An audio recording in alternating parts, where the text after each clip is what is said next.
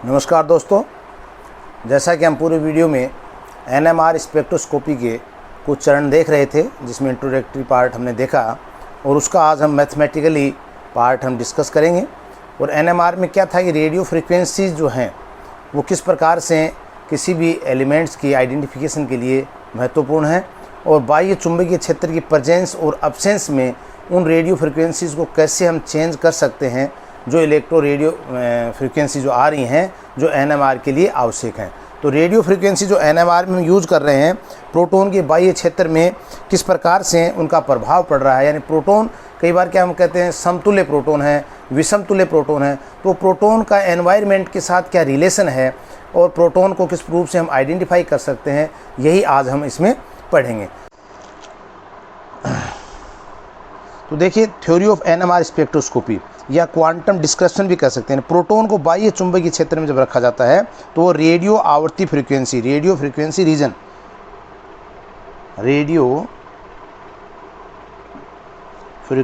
Reason जिसके अंदर हम एनएमआर का अध्ययन करते हैं, रीजन में निश्चित आवृत्ति पर अन्योन्य क्रिया होती है। एक निश्चित आवृत्ति, निश्चित फ्रीक्वेंसी पर जो इंटर कन्वर्जन, अन्योन्य क्रिया जो होती है वह बाह्य चुंबकीय क्षेत्र के सापेक्ष दो प्रकार से प्रभाव इसका डालता है या दो प्रकार से अभिविन्यास प्राप्त कर सकते हैं हम। एक तो होता है alignment with field, alignment with the field.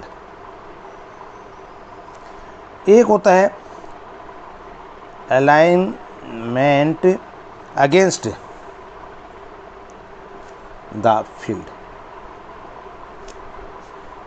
यानी एक तो अलाइनमेंट ऐसा जो कि उसके सहित लग रहा है, उसके सापेक्ष में हम कह सकते हैं, और एक इसके विरुद्ध में जब चल रहा है। तो हमने जैसा पहले पढ़ा था कि अल्फा और बीटा दो बात आई थी हमारे यहाँ पे, हायर एनर्जी लेवल की और लोअर एनर्जी लेवल की, जहाँ पे अल्फा चक्रण और बीटा चक्रण और दोनों को हम यहाँ बताना चाहेंगे। देखिए, ये मान लीजिए दो हमारे पास एनर्जी लेवल है, E1 लेवल और E2 लेवल। ये हमने पहले पढ़ चुका, डेल्टा E इक्वल टू क्या है, E2 माइनस E1 और H न्यू, ये आप पहले पढ़ चुके हैं चीज़। अब यहाँ पे हम दो चीज़ देख रहे हैं। देखिए,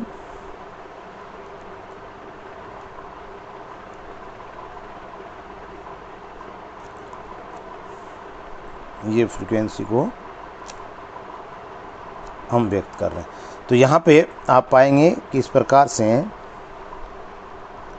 प्रोटॉन का ऊर्जा स्तर, प्रोटॉन का ऊर्जा स्तर में क्या है, ये क्या है, अल्फा चक्रण अवस्था, अल्फा चक्रण अवस्था जिसको हम कहते हैं।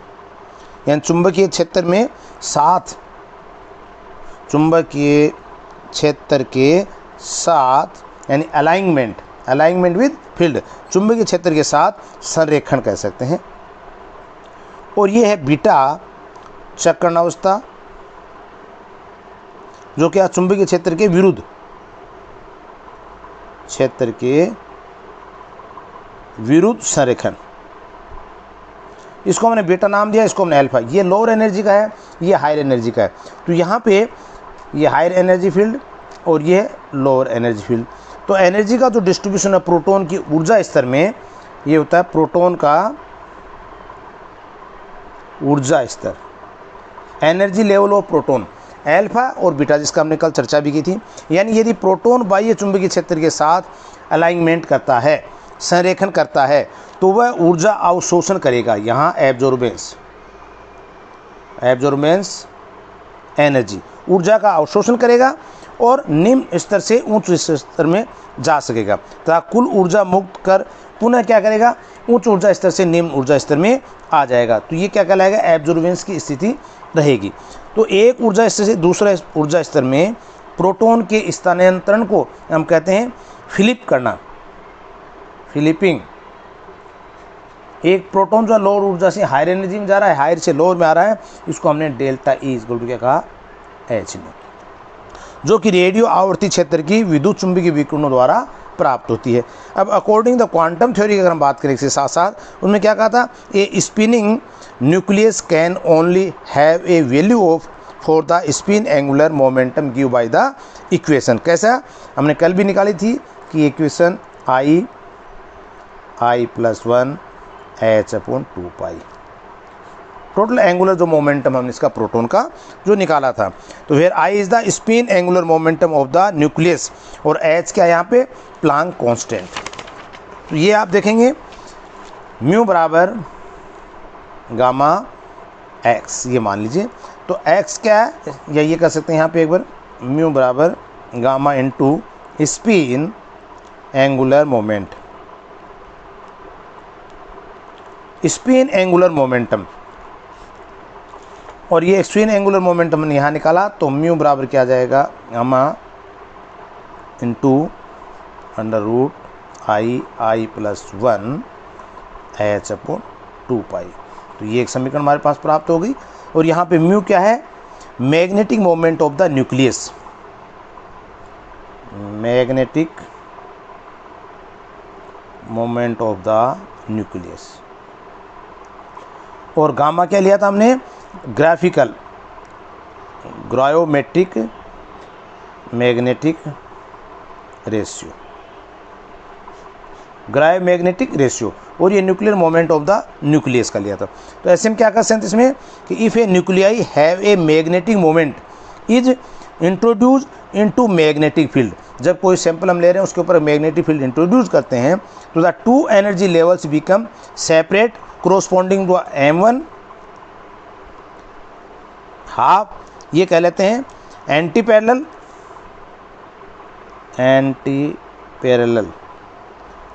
Of the direction. और ML ये अगर हम ले लें प्लस हाफ, तो ये क्या होगा, पैरेलल।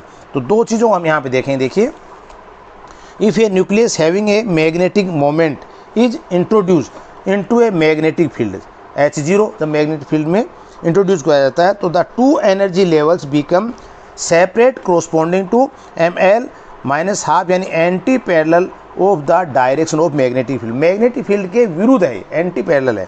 और ML प्लस हाफ में क्या है, पैरेलल ऑफ द डायरेक्शन। दो चीज़ हमने पढ़ी थी कि उसके संरेखण में साथ और विरुद्ध संरेखण में। तो यहाँ पे एनर्जी की हम बात करें, E1 minus half gamma h/2π h0, ये क्या है, चुंबकीय जो बाह्य क्षेत्र में हम लगाया जा रहा है। तो इन दोनों का अगर मान निकालेंगे तो आप देखेंगे कि ये एनर्जी में जहाँ पे नो फील्ड, यहाँ पे कोई भी चुंबकीय क्षेत्र हम नहीं लगा रहे हैं, नो फील्डिंग, तो इसलिए क्या एक समान एनर्जी है। डिजनरेट ऊर्जा का विस्तार दिखा रहा है जहाँ पे प्रोटॉन के लिए, न्यूक्लियस के डिजनरेट, यानी एक समान ऊर्जा स्तर है। लेकिन जैसे फील्ड ऑफ द अप्लाइड कौन सा है, H0, बाह्य चुंबकीय क्षेत्र जब अप्लाइड करते हैं हम, तो ये ऊर्जा के क्षेत्र में अंतर आ जाता है, जो आपको शो कर रहा। तो डेल्टा E इक्वल टू आता है E2 माइनस E1।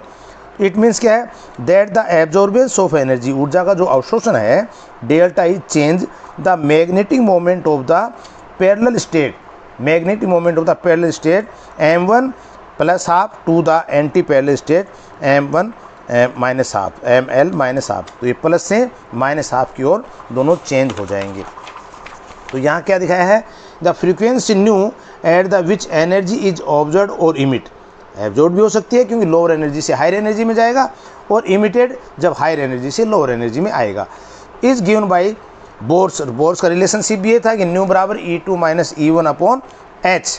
तो न्यू बराबर क्या हो जाएगा, ये मान हम रखें दोनों का, तो अपना मान आएगा न्यू बराबर गामा H/H0, अर्थात म्यू उसको यूँ कह सकते हैं gamma H0 upon small h। तो ये तो क्या हो गया, चुंबकीय क्षेत्र जो बाहर लगा रहे हैं, ये गामा हमने ग्रायोसिव मैग्नेटिक निकाला था, H प्लांक कांस्टेंट है। तो इसको बोलते हैं लॉरमोर इक्वेशन भी बोलते हैं, Larmor equation which is the mathematically equation of the NMR की, जो कि फ्रीक्वेंसी को यहाँ पे शो कर रही है। इसी प्रकार से अगर हमें घूर्णन करती वस्तु नाभिक की बात करें का कोणीय एंगुलर वेक्टर अप्लाइड फील्ड के समानुपाती होता है। यहाँ पे क्या हुआ, कोणीय एंगुलर वेक्टर जो किसके है, अप्लाइड फील्ड के समानुपाती है, तथा स्पिनिंग बॉडी के कोणीय संवेग के व्युत्क्रमानुपाती होता है। तो IH/2π घूर्णन कोणीय संवेग है, घूर्णन ω0 2π म्यू बीटा अपॉन IH, या H0 इसको तुम कह सकते हैं वही गामा H0। तो इसका मतलब ये हो गया इसके समानुपाती के रूप में। तो हमने कहते हैं प्रोसेशनल फ्रीक्वेंसी यानी घूर्णन आवृत्ति, और जिसे लोरमेर आवृत्ति भी कहते हैं, तथा घूर्णन कोणीय संवेग ओमेगा 0 में अगर संबंध निकालें तो आप पाएंगे कि न्यू बराबर गामा H0 अपॉन 2 पाई, ये एक का रिलेशनशिप है। ये समीकरण क्या कहलाती है? अवशोषण विकिरण की आवर्ती तथा चुंबकीय क्षेत्र की सामर्थ्य के मध्य संबंध है, यानी न्यू और H0, ये दो की हम बात करें कि इसकी आवर्ती क्या है और जो क्षेत्र चुंबकीय क्षेत्र में लगा रहे हैं वो कैसा लगा रहे हैं उसके ऊपर निर्भर करता है। इसके बाद आता है कि एक्सपेरिमेंटल, जो हम बात कर रहे हैं कि experimental method of the spectroscopy, spectroscopy का एक्सपेरिमेंटल मेथड क्या है। तो हमने एक डायग्राम से उसको शो किया है। इसमें क्या होता है हमारे पास, ये एक हमारे पास सैंपल वो है काउंटर है, सैंपल के अंदर जो रखते हैं हम, जिस प्रकार से ग्लास कांच का एक ट्यूब भी ले सकते हैं और वो कितने माप की होनी चाहिए, कितना डायमीटर उसका होना चाहिए। ये हमने एक ट्यूब ले ली जिसको हम कहते हैं सैंपल ट्यूब। तो सैंपल ट्यूब में कंटेनर की बात हम करें तो यहाँ पे इसके दोनों आप देखें इस प्रकार से ये कोयल लगी हुई हैं और ये कोयल क्या RF ट्रांसमिशन, और इधर क्या किया हमने RF रिसीवर लगा हुआ है। तो ये क्या होगा, जैसे ट्रांसमिट हो रही है यहाँ से, ठीक है, रेडियो फ्रीक्वेंसी, RF क्या, रेडियो फ्रीक्वेंसी, रेडियो फ्रीक्वेंसी की तो बात कर रहे हैं हम न्यूक्लियर केमिस्ट्री पूरी। तो रेडियो फ्रीक्वेंसी ट्रांसफ़र हो रही है किसमें, इस सैंपल के दोनों ओर लगी हुई कोयल्स में, और ये यहाँ से ट्रांसफ़र होकर के उसके बाद रिसीव हो जाती हैं RF रिसीवर के द्वारा। तो यहाँ इसके मध्य के बीच में हमने देखा कि ये एक सैंपल लगा रखा है, दोनों ओर मैग्नेट लगा रखे हैं, क्योंकि जब तक बाह्य मैग्नेट की उपस्थिति नहीं होगी तब तक इसका हमारे डिजनरेट स्थिति होती है। तो जैसे मैग्नेट लगाएंगे और इस प्रकार से ट्रांसमिटेड जो कोयल लगी हुई है इसके मध्य सैंपल है, और ये स्वीप जनरेटर लगा करके इसको हम रोटेट करते हैं, घूर्णन करती रहती है, पूर्णतः ये दोलन करती रहती है, ओसिलेटर करती रहती है। उसके दौरान ओसिलेटर के दौरान क्या होगा, इस के अंदर उपस्थित प्रोटॉन को हम आइडेंटिफाई करते हैं RS रिसीव्ड के द्वारा, और वो चला जाता है रिकॉर्डर में। रिकॉर्डर के बाद इसकी पीक जो प्राप्त होती है इसको बोलते हैं पीक। ये इनके संकेतांक प्राप्त हो जाते हैं और इन संकेतांक के मान के आधार पर, ग्राफ के आधार पर हम आइडेंटिफाई करते हैं कि दिया हुआ कंपाउंड के अंदर प्रोटॉन की क्या स्थिति है। तो NMR स्पेक्ट्रोमीट्री ये है। इसमें देखिए किसी प्रतिदर्श यानी सैंपल को दो चुंबकीय क्षेत्र जिसमें से एक स्टेशनरी तथा दूसरा रेडियो आवृत्ति पर परिवर्तनशील हो के मध्य अगर रखा जाए तो विद्युत चुंबकीय बल तथा सैंपल के मध्य अन्योन्य क्रिया परिणाम स्वरूप क्या होगा, विशिष्ट क्षेत्र की ऊर्जा का अवशोषण करती हैं ये, और वो ऊर्जा का अवशोषण जो रेडियो आवृत्ति, रेडियो फ्रीक्वेंसी डिटेक्टर तथा एम्पलीफायर के द्वारा रिकॉर्ड NMR के संकेत को कर लेती है। यहाँ पे दो प्रकार बताए, लो रेजुलेशन इंस्ट्रूमेंट, एक होता है हाई रेजुलेशन इंस्ट्रूमेंट। तो इंस्ट्रूमेंट के ऊपर निर्भर करता है। अब देखिए इसके अलग पार्ट अगर हम देखें, सैंपल होल्डर क्या है, they are generally about 8.5 centimetre long. तो ये सैंपल होल्डर जो हमने शीशी ली है ये क्या है, 8.5 सेंटीमीटर लंबी होनी चाहिए और अप्रोक्सीमेटली 0.3 सेंटीमीटर डायमीटर की होती है। इसमें हम 15 से 20 मिलीग्राम मात्रा पदार्थ की लेकर के 0.5 सीसी विलायक को लेते हैं, यानी ये विलायक। अब यहाँ पे एक चीज़ और देखनी है आपको, विलायक भी बड़ा इंपॉर्टेंट रोल है इसके अंदर, क्योंकि विलायक के अंदर अगर प्रोटॉन हुई तो प्रोटॉन विलायक के आ जाएंगे, नहीं कि हमारे कंपाउंड के। इसलिए कुछ कंडीशंस हैं कि विलायक कैसा होना चाहिए, नो प्रोटॉन, उसके अंदर कोई प्रोटॉन नहीं होना चाहिए, ऐसा विलायक काम में हम लेंगे इस कंपाउंड को डिजोल्व करने के लिए। दूसरा, नॉन रिएक्टिव, वो एक्रिय होना चाहिए, ये नहीं भी रिएक्शन करने लग जाए पदार्थ के साथ। तीसरा, नॉन पोलर, अध्रुवीय होना चाहिए। बॉइलिंग पॉइंट कम होना चाहिए और चीप, सस्ता भी होना चाहिए। तो ये पांचों चीज़ ऐसे विलायक लेंगे। और ऐसे विलायक कौन सा हमारे पास, कार्बन टेट्राक्लोराइड, इसी प्रकार से CdCl3 डिटेरियोरेट क्लोरोफॉर्म जिसको बोलते हैं, और कार्बन डाइसल्फाइड। ये इस प्रकार के विलायक हमारे पास जिनके अंदर ये गुण पाए जाते हैं और इससे NMR में काम में लेते हैं। अब आता है सैंपल प्रोब यानी नोक जो सैंपल की है, ए डिवाइस द्वारा घुमाई जाती है इसको, यानी प्रतिदर्श नलिका सैंपल ट्यूब जो कि लॉन्गिट्यूडनल एक्सेस पर सैकड़ों चक्कर प्रति मिनट करती है। जो आपको यहाँ मैंने बताया था कि ये चित्र में ये ट्यूब जो है ये कितनी बार घूम सकती है, सैकड़ों, प्रति मिनट में सैकड़ों बार ये घूमती है, रोटेट होती है अंदर। तो इससे क्या बताया आपने कि सैंपल ट्यूब जो है वो लॉन्गिट्यूडनल एक्सेस पर सैकड़ों चक्कर प्रति मिनट घूर्णन कर रही है, घुमाई जाती है। उसके बाद आता है दोनों तरफ जो मैग्नेट हमने लगा रखे हैं, ये मैग्नेट दोनों तरफ ये क्या करते हैं, चुंबकीय क्षेत्र उत्पन्न करते हैं H0 से, जिसको हमने शो कर रखा है। फिर मैग्नेटिक फील्ड स्वीप क्या होता है, सैंपल ट्यूब के चारों ओर प्रेषित कुंडली, जिसको हमने कहा था ट्रांसमिटेड कुंडली, तथा एक ग्रहिता कुंडली। एक तो होती है प्रेषित कुंडली जिससे कि आ रही है रेडिएशन, दूसरी जिसको ग्रहण कर रही है, और जिसमें धारा प्रवाहित करने पर क्या होता है, प्रभावी क्षेत्र में सैकड़ों मिलीगॉस तक परिवर्तन हो जाते हैं, यानी ये ए फ्यू मिलीगॉस तक परिवर्तन होते हैं, परंतु क्षेत्र की होमोजेनिसिटी यानी समरूपता में कोई परिवर्तन नहीं होगा, गॉस में परिवर्तन सिर्फ होगा। अगला आता है हमारे पास radio frequency transmitter, RF transmitter. Radio frequency oscillator radio आवर्ती दोलक निश्चित आवर्ती की विकिरण उत्पन्न करता है, और ये स्रोत कुंडली का कार्य करेगा जो कि एक रेडियो फ्रीक्वेंसी रिसीवर कोयल से जुड़ा रहेगा, यानी आगे रिसीव करने के लिए तैयार रहेगी।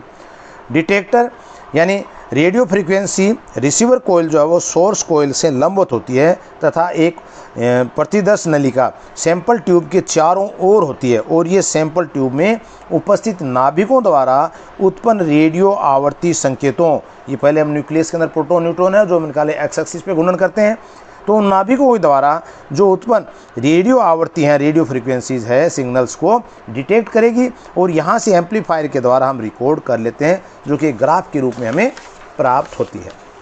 देखिए रिकॉर्डर में क्या होता है, डिटेक्टर से रेडियो फ्रीक्वेंसी सिग्नल में से होकर के रिकॉर्ड में पहुंचती है, और जहां प्रयुक्त रेडियो आवर्ती की स्रोत की आवर्ती फ्रीक्वेंसी ऑफ रेडियो सोर्स तथा अवशोषण की तीव्रता इंटेंसिटी ऑफ एब्जॉर्बेंस के मध्य अगर हम ग्राफ खींचें तो रिकॉर्डर के रूप में कैथोड किरण दोलन रिकॉर्डर काम में लेते हैं, यानी जो रिकॉर्डर में हम काम में लेते हैं क्या है, कैथोड रेज ऑसिलोग्राफिक रिकॉर्डर होता है, जिसके अंदर ग्राफ जो है वो एक पीक्स के रूप में हमें प्राप्त होता है। अब ओवरऑल इसका हम डिस्कशन करें कि प्रोसीजर क्या है, तो देखिए उसको और भी सिंप्लिसिटी में किया गया है। यौगिक जिसका हमें NMR ज्ञात करना है, उद्देश्य क्या है हमारा कि किसी भी टेक्निक यानी NMR टेक्निक के द्वारा किसी अज्ञात यौगिक की पहचान करना प्रोटॉन के रूप में, तो NMR प्राप्त करना है। इसकी 5 से 20 मिलीग्राम मात्रा को उपयुक्त विलायक जिसमें प्रोटॉन नहीं है, जिसके हमने 5 कैरेक्टर्स पहले पढ़े हैं, ऐसा विलायक में घोल करके और सैंपल ट्यूब में लेते हैं। सैंपल ट्यूब को विद्युत चुंबकीय इलेक्ट्रोमैग्नेट की ध्रुवों के मध्य, जो 2 विद्युत चुंबक हमने लगा रखे हैं बाह्य चुंबकीय क्षेत्र, उनके मध्य इसको रख देते हैं, और सैंपल ट्यूब के चारों ओर क्या करते हैं, ट्रांसमिटेड कोयल और रिसीवर कोयल होती है। ट्रांसमिटेड कोयल जहाँ से ट्रांसमिट हो रही है, और रिसीवर कोयल जो पे रिसीव कर रही हैं।